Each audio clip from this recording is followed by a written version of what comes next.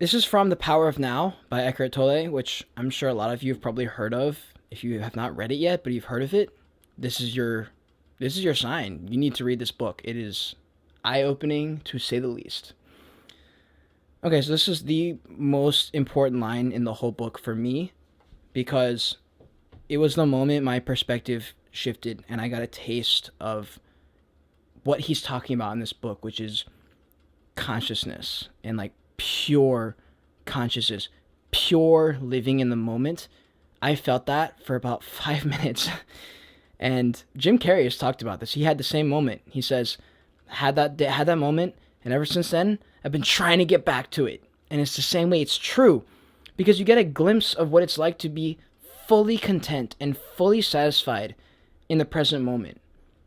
And it's a really difficult concept to explain. He does it really well in this book, and it's like Q&A esque in this book. Like multiple times in the book, he'll stop and he'll have like random questions that people have asked, and they're probably questions that you're thinking in your head, and he answers them right there before you even have the chance to think of them. And one of the questions is basically like, I understand what you're saying, but I can't get, how do I become present? Like, how do I do it? And he says, there's no salvation in time. Or he says, you're right.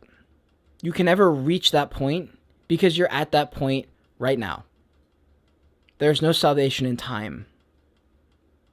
There's no salvation in time. You cannot be free in the future. Presence is the key to freedom, so you can only be free now. Let me say that last part again. You cannot be free in the future. There's no point you'll feel free. You cannot be free in the future. Presence is the key to freedom. Presence. So you can only be free right now. Now, at this moment, the present moment, the 1 second that, right now.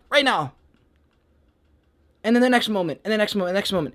I don't know how people get to the point where they're able to always be in that mode, but I've had glimpses, many glimpses, moments in time where I'll feel that presence and I'll feel the intense satisfaction and the intense contentment of being alive. And it comes in moments mainly when I'm in nature by myself and I stop, I turn off the music, I stop walking, and I just sit there and I look at the trees. They're standing there. They've been standing there for eons. Chances are they're going to be there for many more years after you're dead. They have no purpose other than to exist. Exist and do, like, convert carbon dioxide to oxygen. That's all they do. Who's to say they're not conscious? We don't know. We don't know what their consciousness could be if they had a level. But you get slapped with a reality check of the real present moment when everything is still. No one's calling you. No one's trying to get your attention. And you're just standing there.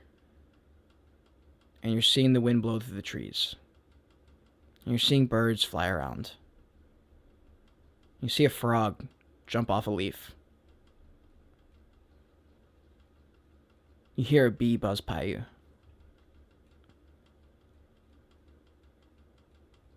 It's eerie because we don't get moments like that in life much.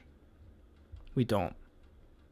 And sometimes people run from that because it's so uncomfortable. But I think having a level of awareness through things like reading this book and taking moments for yourself, reflecting, those are the most beautiful moments. And I can vividly remember those. I can vividly remember many moments. Moments when I've been walking my dog in my neighborhood and I just, like yesterday, I remember I let my dog inside and I went back outside for a second, bare feet in the grass, and I caught a moment in time.